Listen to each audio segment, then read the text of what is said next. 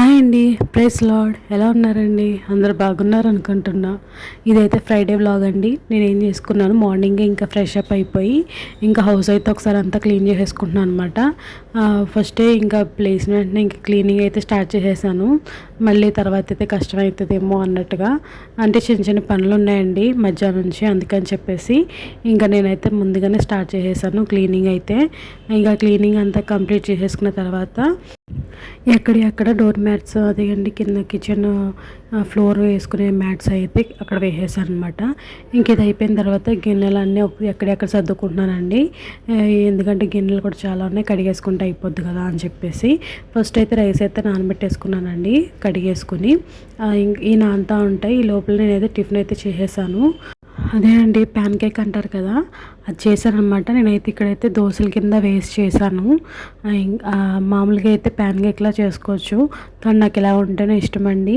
ఈ రెసిపీ అయితే నేనైతే మీ చూపించట్లేదు, షార్ట్లో పెడదామని చెప్పేసి నేనైతే షూట్ చేసుకున్నాను అనమాట. టేస్ట్ అయితే చాలా బాగా అనిపించింది, కానీ కొంచెం షుగర్ ఎక్కువైందేమో అనిపించిందండి. కానీ మిగతాదంతా చాలా బాగుంది. బనానా వేసి ఇంకా ఎక్కువ చేశాను, ఆ ఫ్లేవర్ అయితే బాగా తెలుస్తుంది అనమాట. ఇంకా తినేసిన తర్వాత గిన్నెలు అయితే స్టార్ట్ చేశానండి కడగడము. ఎక్కువగానే ఉన్నాయండి గిన్నెలు కూడా, నిన్న రాత్రి కడగలేదన్నమాట గిన్నెలు, అందుకని చెప్పేసి ఇంకా అన్నీ క్లీన్ చేసేసుకున్నాను. ఇంకా అదంతా అయిపోయిన తర్వాత ఒకసారి షింక్ అంతా కూడా క్లీన్ చేసేసుకుంటున్నానండి. ప్రతిరోజు చేస్తాను కానీ మీకు ఎప్పుడు చూపించలేదు, ఈరోజు అయితే చూపించాను అనమాట. ఇలా క్లీనింగ్ అంతా అయిపోయిన తర్వాత ఒకసారి అంతా ఇలా క్లీన్ చేసేసుకుంటాను. ఇంకా ఒక బౌల్ ఉండిపోయింది, అది కూడా క్లీన్ చేసేసుకుంటున్నానండి. ఇది అయిపోయిన తర్వాత నేనైతే వెంటనే వంట కూడా స్టార్ట్ చేసేసాను.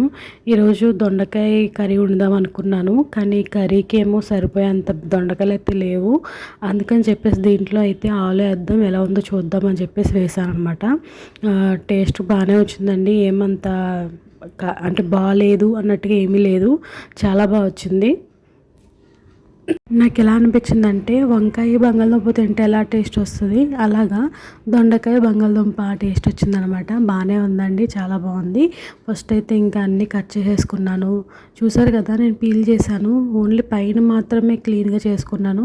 చాలామంది పీలర్తో చేస్తారు, అలా చేయడం కన్నా అంటే మొత్తం అంతా వెళ్ళిపోతుంది, అందులో అంత ఎక్కువ గుజ్జు ఉండదు కదా, అందుకని చెప్పేసి నేనైతే ఇలా చేస్తాను అనమాట.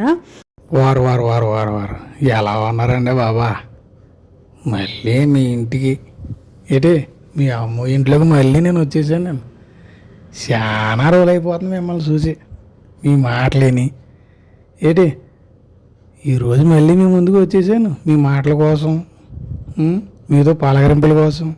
ఎందుకంటే మీరు నేను బంధువులు కదా మరి, అందుకని చెప్పేసాను ఓసారి హాయి చెప్పేసి పోదామని వచ్చినాను.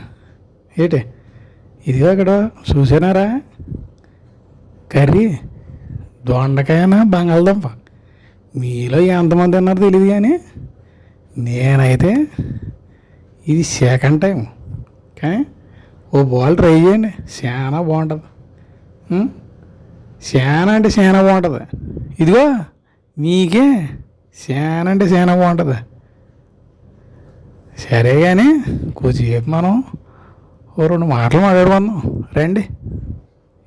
ఏంటి మీకే వినపడుతుందా? విన్నారు కదా, చాలా మంది ఎండకి ఎండిపోతూ ఎంతో ఇబ్బందులు పడతారు. పెద్దోళ్ళు ఉంటారు, గర్భిణీ స్త్రీలు ఉంటారు, చాలామంది ఉంటారు. మీకు వీలైనంత ఏ బటర్ మిల్క్ లేకపోతే ఏదో ఒకటి వాళ్ళకి ఇచ్చి సాయం చేస్తే ఏంటండి ఆ పుణ్యం అంతా మీకే ఉంటుంది, నాకు కాదు కదా. ఆకలితోటి చాలామంది ఉంటారు కాబట్టి అలా అందరూ ఆకలి తీసిన అవుతామండి మనం. ఏంటి ఈ పాలు అలా చేయండి. ఉంటాను మరి. మీ పిల్లోడు గుర్తున్నారు కదా, మీ పిల్లోడిని మీ గుండెలో పెట్టేసుకోండి, గుండెలో పెట్టేసుకొని ప్రేమగా చూసుకుంటారని ఆశిస్తున్నాను. వంట అంతా అయిపోయిన తర్వాత నేనైతే ఇంకా ప్రేయర్కి అయితే కూర్చున్నాను అనమాట. ముందైతే దైవమర్మాలు చదివేసుకుని దాని తర్వాత వాక్యం అయితే చదువుతున్నానండి. ఈరోజు నేను మార్కు 7 అధ్యాయంలో చదివాను అనమాట. దీంట్లో ఏంటంటే తల్లిదండ్రుల గురించి, వాటిని ఎలా సన్మానించాలి దాని గురించి ఉంటుంది. తర్వాత నరహత్య చేయకూడదు, దొంగిలించకూడదు, వ్యభిచరించకూడదు, నీ పొరుగు వారిని నువ్వు దీన్ని ఏది ఆశించకూడదు, దాని గురించి అంటే క్లియర్గా ఉంటుందన్నమాట. ఇంకా అది అయిపోయిన తర్వాత ఒక చిన్న కుమార్తె దయ్యం పట్టి వేధిస్తున్నప్పుడు ఆమెను బాగుపరుస్తాడు.